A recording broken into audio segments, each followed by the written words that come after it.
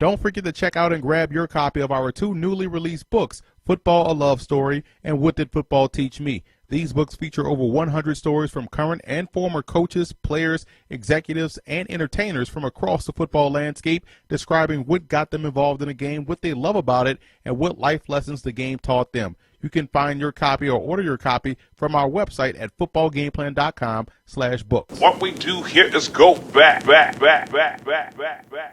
Welcome to footballgameplan.com, where football makes sense. I'm Emory Hunt, the czar of the playbook. Bring you our 2016 NFL Draft Grades video for the Pittsburgh Steelers. We're going to take a look at all of their draft selections, as well as some undrafted free agents that you want to keep an eye on.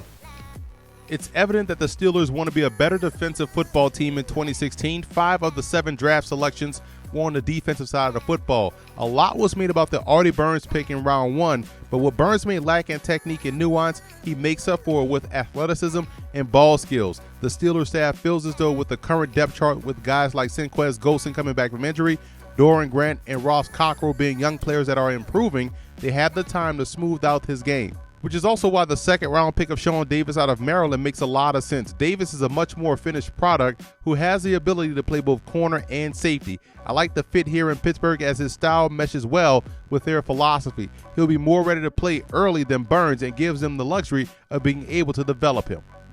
I also like the Javon Hargrave selection out of South Carolina State. Hargrave is athletic enough to play anywhere up front for Pittsburgh. His ball get off and hand usage is what makes him extremely disruptive. He's coming off not only a stellar collegiate career, but a great Shrine Game and Senior Bowl.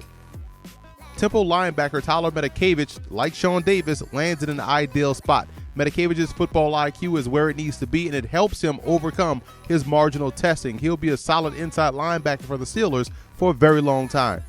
Return man DeMarcus Ayers out of Houston could free up Antonio Brown and or Marcus Wheaton from those return roles, which would allow them to fully maximize their spots as wideouts. Also, with the absence of Martavis Bryant, keep an eye on Ayers pushing for time as that 3rd or 4th wide receiver.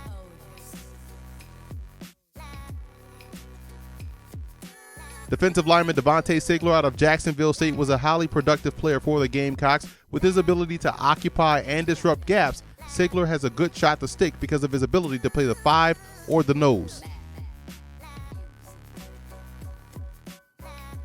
I gave the Steelers a B- for their draft. I like that they addressed their defensive issues with guys like Travis Feeney and company, but I felt as though they could have landed a premier wide receiver very early as opposed to waiting until round 7. But again, Hargrave, Matakevich, Davis, Feeney, and Burns does make a lot of sense for the black and yellow.